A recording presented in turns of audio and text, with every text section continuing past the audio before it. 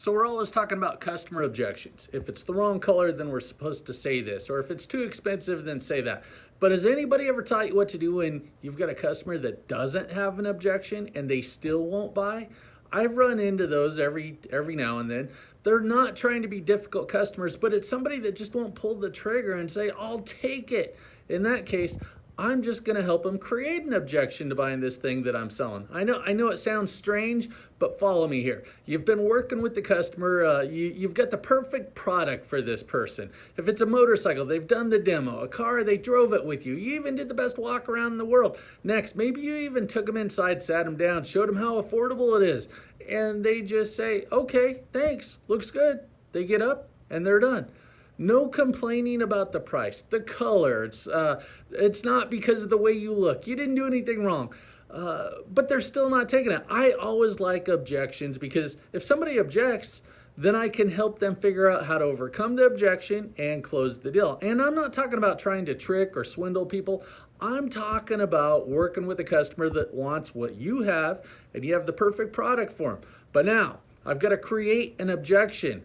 I've got to help my customer out. So I've got good rapport with this person. We're getting along. I know why they're looking at my product. Now, in order to create an objection, you may have heard me use this one before. It's only a start though. I'll ask my customer, Mr. Customer, on a scale from 1 to 10, with the 1 meaning that you hate this thing and a 10 meaning that you totally love it, how would you rate it? Now, if you're on the right product, they're going to definitely throw a number out higher than a 7 to you. Now, let's say they tell you a 10. Makes it really tough, right? What are you going to do? Remember, I told you these are tougher customers, but I've got a response. I'll ask them, what would it take to make it a 12? Now they're going to come out with an objection. It's probably going to be the price, but it could be the color, the payment, trade value, overall cost. It doesn't matter. You've got an objection to close on now. But wait, what if the 1 to 10 close didn't work? They still have an objection, but they won't tell you what it is. Now, you're going to give them 3 objections to choose from. That's right, 3. But they've got to be in this order because your customer is apt to use the last thing that they hear out of your mouth as the number 1 objection. You're going to ask them, is it something I said? The product? Or is it the price? Silence. Let them think about it. Unless you're obnoxious, it should never be something that you said. It's probably not the wrong product, but yes, it's going to be the price. The nice thing about this is that you can overcome a price objection. That's the easiest thing to handle. Price objections are the best. Price can be handled in a variety of ways.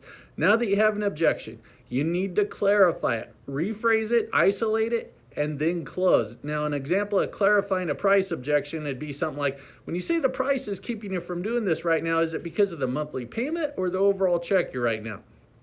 It doesn't matter what they say. It'll be one of the two. If it's because of the monthly payment, then it just means they need to make sure that they can fit this into their budget. Use the budget clause. But if they say they're not buying because of the check they're writing now, then use a check clause. That could be where you say something like, you know what, it sounds like you just need to make sure that this fits into your budget so you can write your check out. Is that right? Other than that, is there any other reason we couldn't wrap this up right now? You're not trying to do anything sneaky with this. You're just trying to use some common thinking that the average person uses. I wouldn't buy anything that wouldn't fit into my budget either, would you? You like the product, right? You like the color? Sounds like what you've always wanted. So other than fitting this into your budget, is there any other reason we couldn't wrap this up? If you've watched my other videos, then you may have noticed I started to get into the summary close with that one. Now, I'm Tommy Ady, and I hope that you've enjoyed this video as much as I enjoyed making it. Click like and subscribe if you do. If you know somebody else that could use it, then send it over to them.